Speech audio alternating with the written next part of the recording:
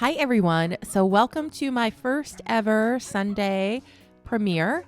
So I decided to do a premiere earlier in the day US time for this video because normally I'll go on around 7:30 or 8 p.m. Central Time, but then that doesn't allow people who are in Europe to participate because it's already way past their bedtime. So I thought we would try one earlier in the day so that hopefully people in the US and in Europe can join.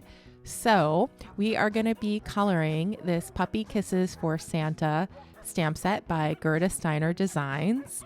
And I've slowed down the speed considerably from my other videos for this video, just so that we have more time to chat in the premiere room. And also you may like a slower coloring demonstration. So normally I speed up my coloring anywhere between 4 and 8 times when I'm doing a voiceover. But for this video, it's just going to be sped up twice. So you're going to get to see the drawing, or not the drawing, the coloring come to life in sort of real time.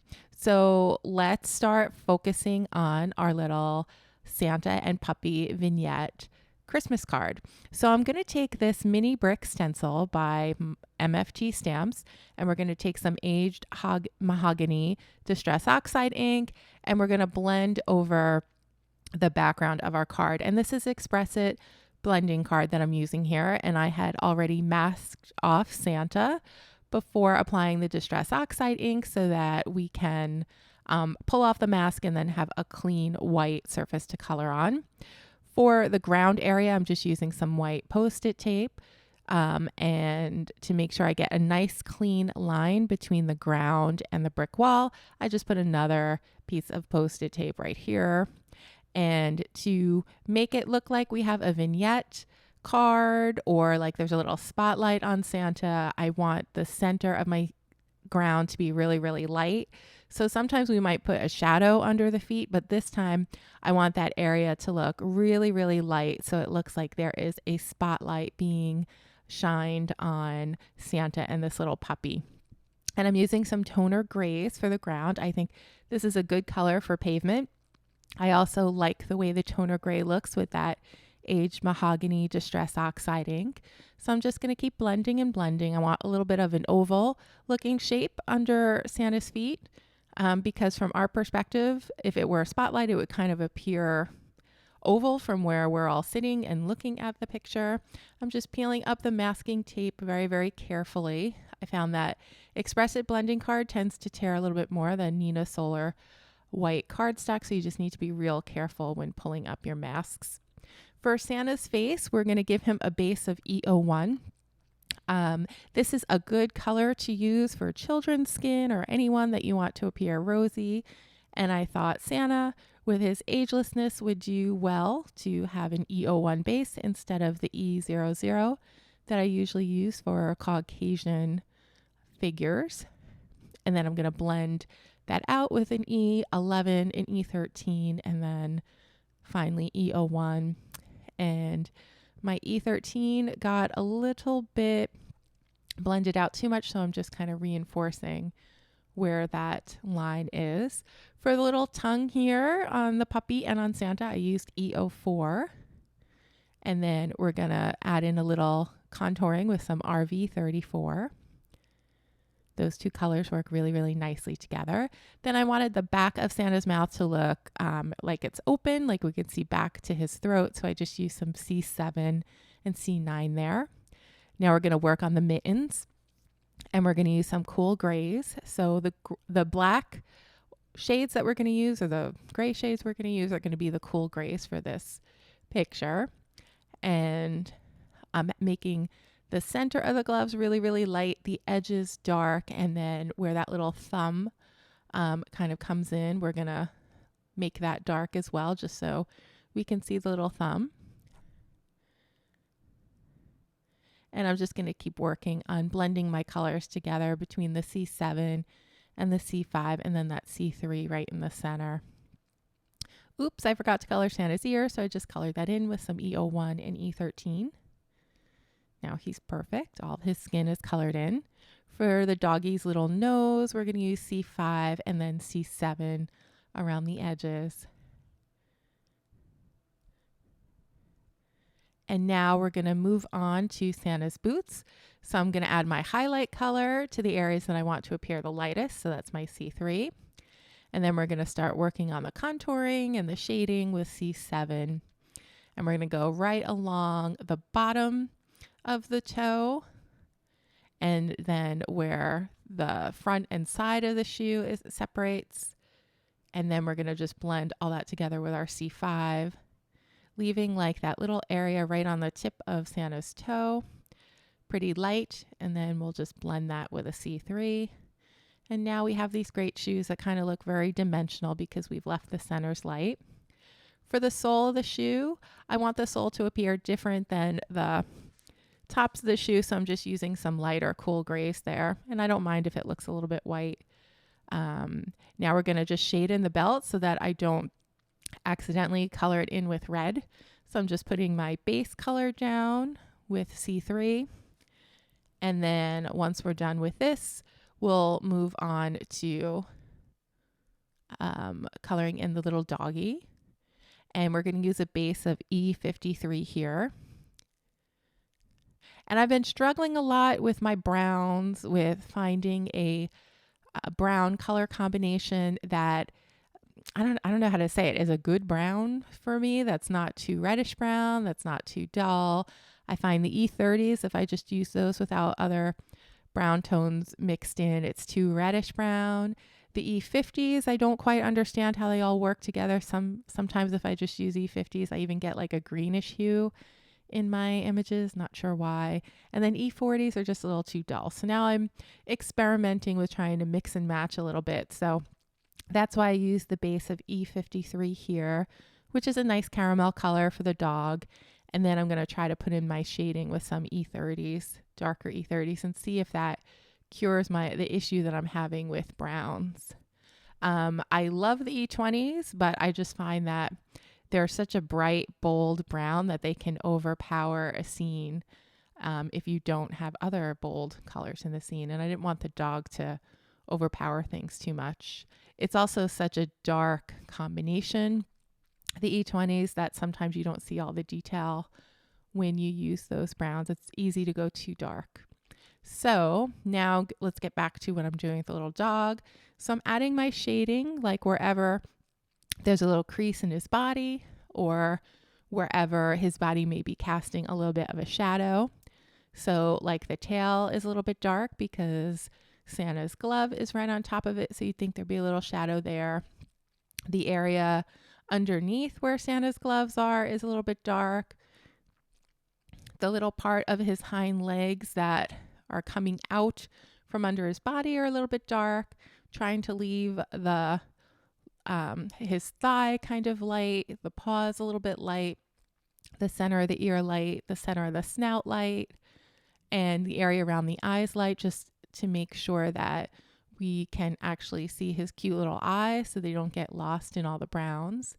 And then I'm just going to blend all my shading back with an E55, which was one shade darker than the E53 base we laid down. Now I'm just reinforcing all my shading with E37 again.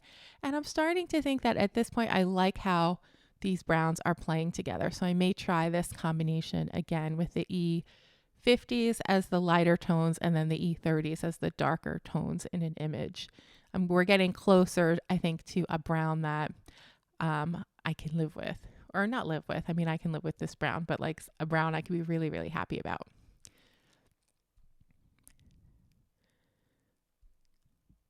And now that all looks good to me, the little doggy looks good. I guess he's a little chocolate lab puppy, the cutest dogs ever, although all dogs are super cute. And now we're going to start working on the reds in Santa's coat and his pants and his little Santa hat. And I'm just sketching in the areas that I want to be the lightest with my YR12, which is the highlight color that I like to use when coloring in with reds. And I just map in like the center part of the image that would be lightest because we want the centers usually to appear light. That helps our images look dimensional, even if we add additional shading elsewhere. It's kind of a formula I use almost every time when I do my coloring, and whenever I I do it. I'm usually pretty happy with the results, so I just kind of stick with it. I'm also adding shading like wherever I think there'd be a shadow. So like underneath that little fur ruffle on Santa's sleeve, underneath his arm, on top of the belt, the little crease in his elbow. There's a little crease in his Santa hat. And again, that area right above the little fur ruffle on his coat, because we would think that the fur ruffle is going to stand out a little bit with the rest of the coat set back some. So I'm adding my darkest shadows right there. Also on the creases in the pants, on the area coming out underneath the coat as well. And now we're going to go in with one of our midtones, which is R29. And I'm just going to blend out that little shadow tone with the R39 just slightly, just a little bit. And I love this R29. It's just such a beautiful, pure, bold red. And I'm just going to, wherever I had a little shadow, I just draw it out just slightly, just a little bit. Want to make sure to leave some light areas in those really, really small parts. Coloring in the little belt loops on his coat. Working very, very carefully on these tiny little spots. We don't have a lot of room to put down the color, so I'm just being careful. Also remember, red bleeds, and it's really hard once red bleeds to remove it. So I'm trying to use as light of a hand as I can while coloring in with these reds, especially around all of that white of Santa's beard and the ruffle. And I just love the beautiful tone that adding that R24 gives. And now we're just going to blend everything together with a YR12, and you'll see now his coat is really starting to glow. And now for the ruffle, we're going to do something kind of fun for the ruffle. So I want it to look like it's fur. So to start, our highlight shade is going to be B000 instead of a cool gray, because I just find that on images like this, when you have red and white together, if you add your shadow color with blues, it just really, really makes the white pop. So that's why I added my little base of B000 to the fur collar. And I'm not doing that to the beard because we want the beard and the fur on his outfit to kind of look different, to look like they're different things and they have different tones. So that's another reason to add shading with a different color on the ruffle versus on his beard. And for the beard, we're going to use some cool grays. You could also use warm grays. I think warm grays always look really, really great for Santa's beard, but I just picked up what I had. And I'm just adding some little dots and dashes to the beard just to make some texture. So it looks like his beard is a little bit curly. And now we're going to start adding some more shading to our fur ruffle. And now we're going to use our cool grays. And I'm just kind of dotting it very, very lightly with my C3. And we're going to add some dots along the edges in different cool gray colors. And that's going to help give the appearance of actual fur. So this is also a good technique if you want to make crumb on a cake, but here we're going to use it to make it look like there is actual fur on Santa's coat. So I'm just now blending in my C1 with some tiny, tiny little dots. And I'm applying those dots not on the entire portion, but kind of around the edges so that we still have that center that appears white. So that will also help it make it look like it's poofy, like it's kind of sticking out and dimensional if you just keep your dots like along the edges. And we're going to add some to the little pom-pom on the end of Santa's hat as well. And you just have to be careful not to overblend here, because if you put too many layers of color, then you'll just get everything will blend together and you won't see the outline of the little dots. So you just need to, like, less is more when it comes to that detail. Now we're going to work on his belt, and we're going to give him a gold belt. So I'm using some Y28, Y26, and Y21 here. I still haven't found like a perfect yellow combination when I want to make gold. It either looks too dull or too yellow, but this is pretty close. Every time I do it, I get a little closer to the perfect recipe for for gold with Copic markers. Now we're going to work on the belt. And we're going to shade it just the way that we did with the boots. So we're going to use C7, C5, and C3. And the shadow areas are going to be the area around the little pieces of the belt. We want the center to appear very light. That helps make it look like it's a rounded object, that it's a three-dimensional object. And I'm just going to keep blending and blending until it looks pretty good to me. We're almost there. After we add the C3, I think we'll be good to go on the belt. Another thing to keep in mind is that we're going to put snow all over this entire scene. So if there are any areas that you're not happy with your coloring, you can just cover it all with snow. Now I forgot Santa's eyebrows, so I'm just adding some shading there with my cool grays. And then I want to just give a little bit more detail to the beard by adding some shading underneath the mustache and that little crease where his beard kind of bends or looks like it's folding in on each other under the ear. And I'm going to add some little dots here as well. And they're going to blend back and we're not going to see much of it. And I'm going to speed up that blending process with my C0, just going over the front of the beard. And then some colorless blender just to take a little color away. And now we're done with the coloring. So I'm going to remove the painter's tape. And I'm going to take a die. And this die is going to make it so it's 1/4 of an inch shorter than an A2 size card. So we have a nice white border. I ran it through my die cutting machine. And there's our little panel. I love the stitching on the edges. And now we're going to add our sentiment. And the sentiment is going to be very, very simple and classic. It's just going to say, Merry Christmas. You could also add the sentiment a little bit closer to Santa's head so that it's all on the brick and then it could look like it's actually graffiti on that brick wall. It's kind of fun. And now we're going to add the snow. And for the snow, normally I would speed this up by 10 times because it took me maybe 5 minutes to do. But I thought it might be beneficial to you to see the whole process of how I lay down the snow so you can emulate it if you like. And what I do is I start by adding large flakes and I make sure that I get those large flakes right over the image. And I'm kind of careful here because I want the flakes on top of the image, but like I don't want to get it on an eye or something or a little detail that you don't want to be obscured. So being a little careful here. And then I'm going to be less careful when I lay down my light or my smaller snowflakes. And I'm just going to kind of dot the pen all over the page.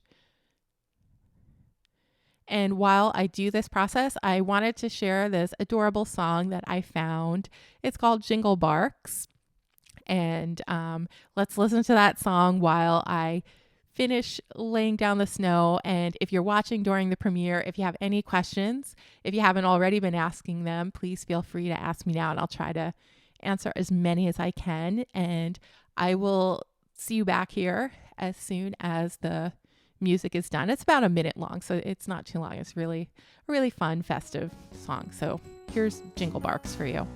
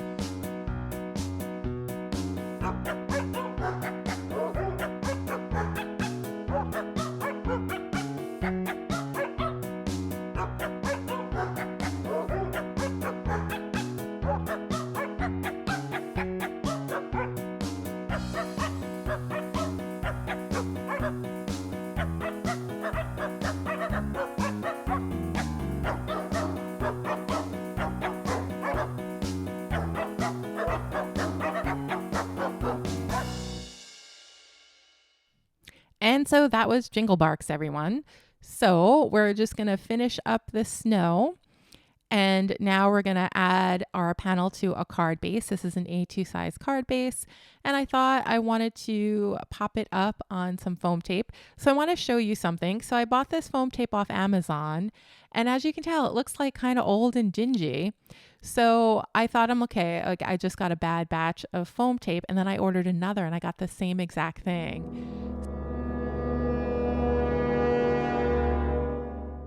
So let me know if you've been ordering the foam tape on Amazon, if you've been experiencing the same thing that I did. This happened to me twice. I got this, I think, in 2 different months. So I don't know if there's just a super large bad batch of foam tape out there or what, but it still works fine. It's just old. It's a little more sticky than usual. And you definitely wouldn't want it sticking out from the sides of a project. So that's why for something like this, where we just need to pop it up on a base, it works well. But otherwise I probably won't be using it. Okay, so that's all I have for you today, everyone. I hope that you enjoyed the premiere. I hope that for those of you who are abroad outside the US, that this was a good time for you and that you got to join along and participate. Let me know if you like the speed of this video, if you would prefer that for my non-premiere videos that I slow the coloring down a little bit, or if you're just kind of happy with everything as it is. So have a great week, everyone, and I will see you again soon in the next video.